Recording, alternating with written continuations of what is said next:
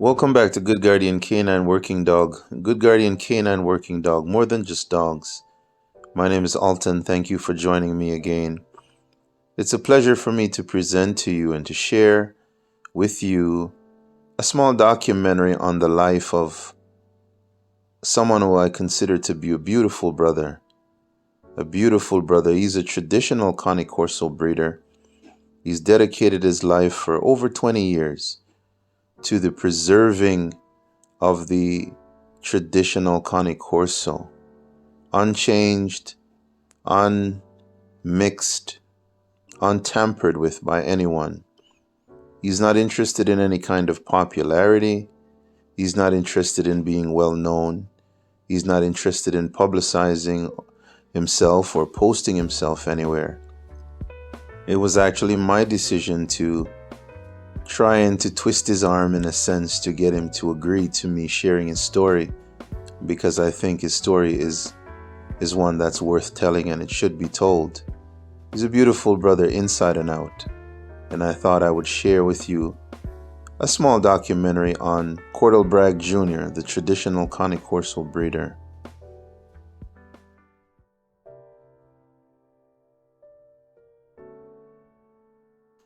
First, I thought I'd share a few pictures of some of his dogs so you can get an idea of what the dogs looks like and the quality of his dogs as well.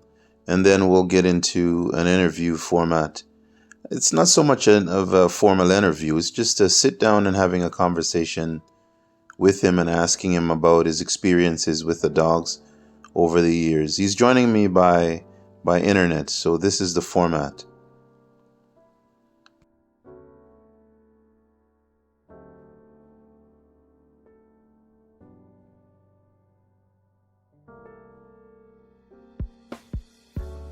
As I said, he's not interested in popularity. He's not interested in being well known. He's not interested in breeding and selling dogs to the public. He keeps a closed yard. He only breeds inside his own yard. And that's the way he's been able to keep his dogs pure for almost 20 years. Cyrdell Bragg Jr.'s traditional Cane Corso.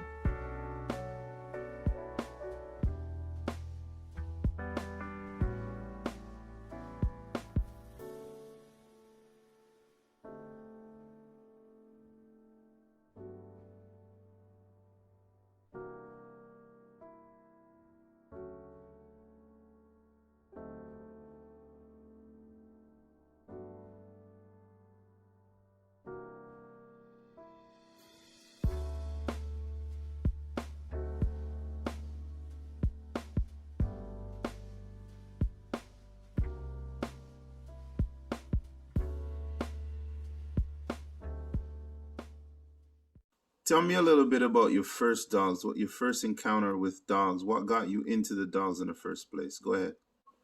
Well, my first love when I started buying dogs was moving as Flanders, but due to my life situation, I lost my Bouviers, and so I started going to the dog show every year trying to get Bouviers, but nobody would sell me the Bouviers.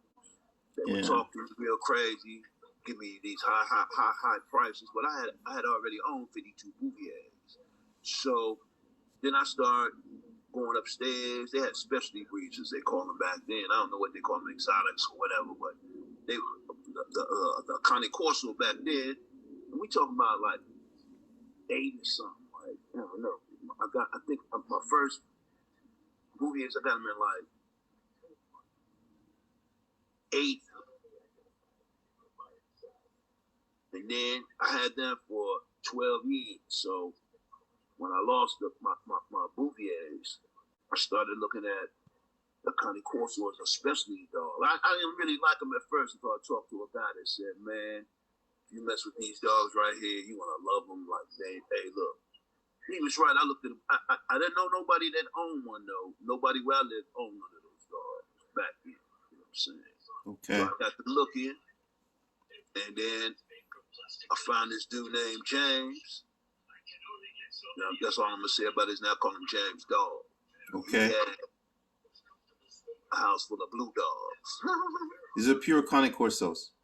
pure Cane Corsos. I'm talking about Mastinos. I'm talking about, man, short, thick, all blue. Everybody's blue with the eyes. As puppies, they would have light eyes, like blue eyes, like hazel, light hazel eyes, like beautiful dogs. Yeah, these are the traditional stock. Yeah, from in the early 70s. Yeah, that came to America. I saw him in a pen. He had dogs in the house. He had like 6 dogs in the house. Some of the meanest dogs I ever seen in my life. Matter of fact, I was terrorizing there, like, yo, man. That's dogs jumping in the crates, man, trying to get out. I'm like, man. That's a traditional temperament. Man. I said, hold on, man. We had been in there about 15 minutes, man. We went in the basement, seen the old dogs, man. Came upstairs, got dogs in the kitchen, in crates, man. These dogs was trying to get out and get at me. I'm like, man, let's go outside. I don't feel safe in here. I swear, I didn't feel safe. But I like what I saw. Then I go out here, he got puppies in the pen. I think it was like 8 puppies in that pen out there. All blue dogs. Everybody at this house is blue dogs. All blue, you know, man. They out there fighting. It's a whole bunch of puppies. They out there fighting in the pen. I'm like, man. Yeah, that's the real Mastinos. I've never seen puppies act like that, though. They out there, man, they grab me. The one that was raising hell, no. It was a girl. I said, man, let me see that one right there. He tearing up everybody. He picked it up. It was a girl. I'm like, man, I want that puppy right there. You like, man, come back in 2 weeks. She gonna be weaned. You can get her. Come back with that money. He told me how much money. I said, okay, man. He thought I was joking, though. Man, I went to work, get my overtime.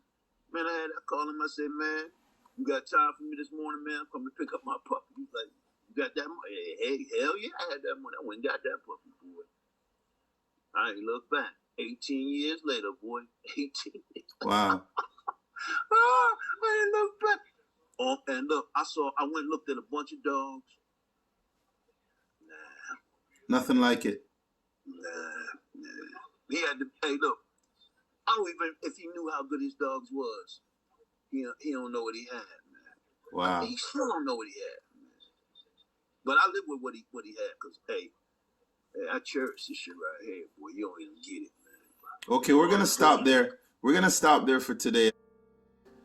My apologies for cutting the video at this point. I do intend to share a full-length interview with you. This was somewhat of a test run to see if we could do this interview by internet, and so I will be sharing a full-length documentary of this gentleman's life and his interaction with his dogs and how he's been able to keep his dogs pure over the years.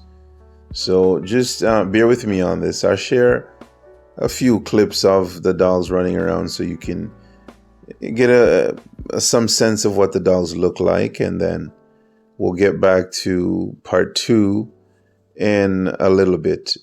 It's quite difficult to get him to sit down with me for an hour, half an hour to do an interview, so it may take me some time, but I'll get all of the episodes to you so you can get an understanding of his strain of traditional Cane Corsos, which are quite unique. They still carry the webbed feet. And for those of you who really know Corsos really, really well, you will know what the webbed feet means and what strain of dogs carries the webbed feet and why. Pure Corso, no boxer blood, no heavy dewlaps around the face, no excessive jowliness, no wrinkling above the nose, above the muzzle, natural working length, working muzzle, no graying in the face when his dogs are old, no drooling. He breeds the athletic type coursing dog, not the heavily overbred modern neo type crosses. Traditional coursing dogs. As I said, no graying when the dogs are aging or getting old. He has dogs on his yard that are 14 years old plus, and they still run around like a puppy. Anyway, we'll get back to the interview soon. Hope you enjoy this so far.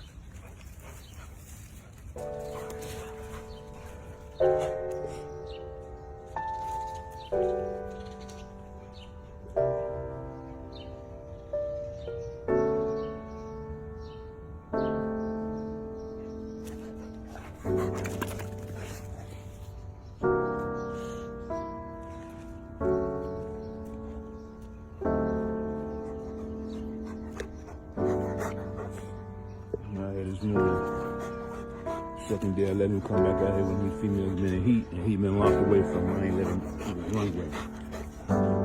They out of heat now, so he can run with them again.